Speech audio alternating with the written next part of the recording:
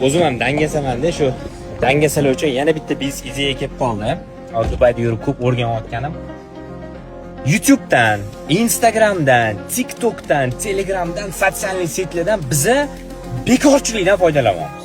Ishoninglar, vashi bir tuzuk ish qilayotganimiz yo'q. Faqat shu qizlarni tomosha qilib o'tiradi, mashinalarni tomosha qilib o'tiradi yoki bo'lar bo'lmas narsalarni qilib o'tiradi. Soqqa qilish kerak, soqqa.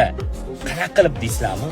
Искусственный intellekt orqali videolarni yasaysizlar-da, hamma joyga qo'yib tashlaysizlar. Keyin kap-katta platniy versiyasini sotib olasizlar. U yerda o'zi bir dunyo narsalar bor. O'shalarni kirib, ko'rib, qilib videolarni qo'yasizlar, bostinglar o'rtoqlar.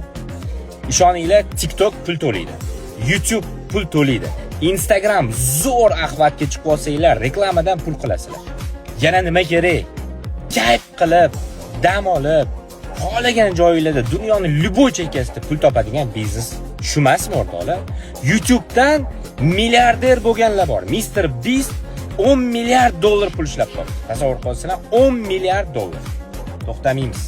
Gazini bosamiz. Endi YouTube'dan qanaqa qilib pul topishni xohlayotgan bo'lsanglar, YouTube so'zini yozib qoldiringlar kommentariyda, men sizlarga uni tashlab beraman.